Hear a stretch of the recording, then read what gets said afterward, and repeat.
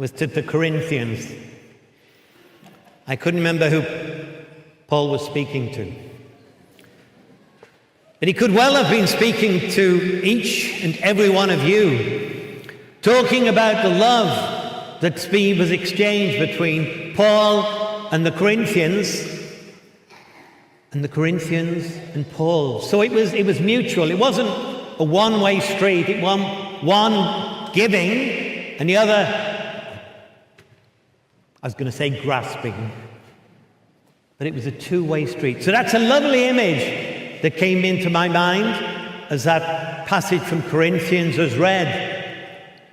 A two-way street. A two-way street. The reading from the Gospel, a beautiful reading. A father concerned for his daughter,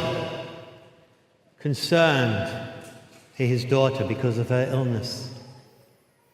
And then we hear of a woman who's been ill for years and found no healing. But not with words was she healed, but by touch.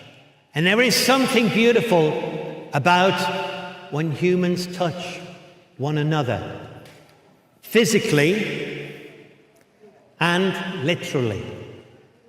And I, as pastor, certainly have been, well, you may have thought at the beginning I was a little bit touched.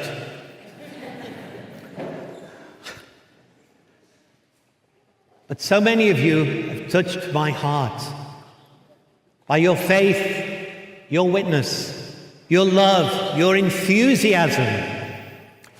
And I always think that when we come here to pray, when we come here to sing, that we really do give thanks for so much that perhaps can't be put into words.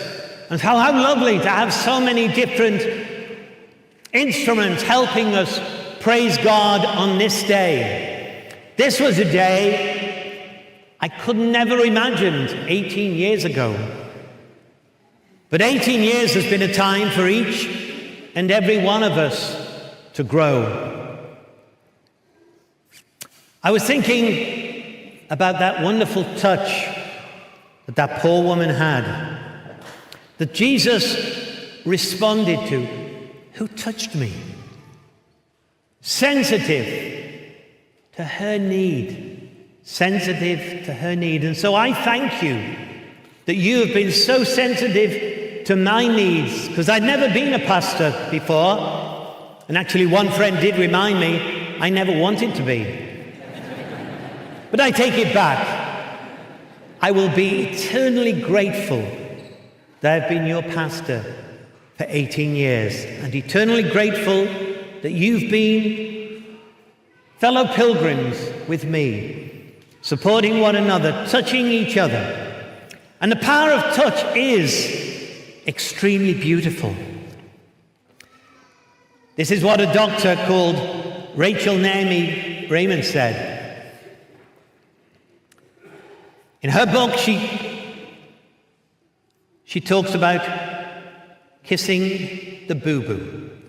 That's not an American word, an English word, but I think you all know what it means. She says Jessie had suffered a temporary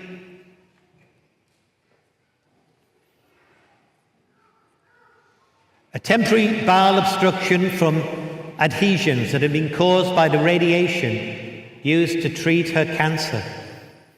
When the pain began, she packed a small overnight bag and drove herself 25 miles to hospital. She had to pull over several times to vomit. Then she spent one full day in the emergency room. When Rachel asked her why she didn't call any of her friends, she said they were all working. And besides, none of my friends knows a thing about my obstruction. Then why didn't you call me? A friend says. Well, it's not really your field either, she replied. The friend said, children instinctively run to others when they fall down. With a great deal of heat, she said, yes, I've never understood that. It's so silly. Kissing goodbye to the boo-boo doesn't help the pain at all. I was stunned. Jessie said, it doesn't help the pain. It helps the loneliness. And nobody really wants to be alone. It's nice to go for periods of time alone, and we've done that by going up the mountain in New Mexico, by rising early in the morning, by coming early before Sunday Mass. We do need times of being alone, but we do need people to touch us and help us with our pain. And so as pastor, as priest, as servant, I am extremely grateful for many times that you've ministered to me. And it really isn't a one-way street.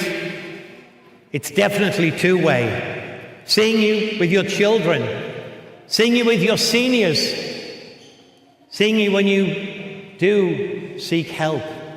And that is a beautiful witness to faith, because in it we're acknowledging that we're not alone. So thank you for sharing your pain with me. And thank you for healing me. It is good to be touched, and I thank you for touching me.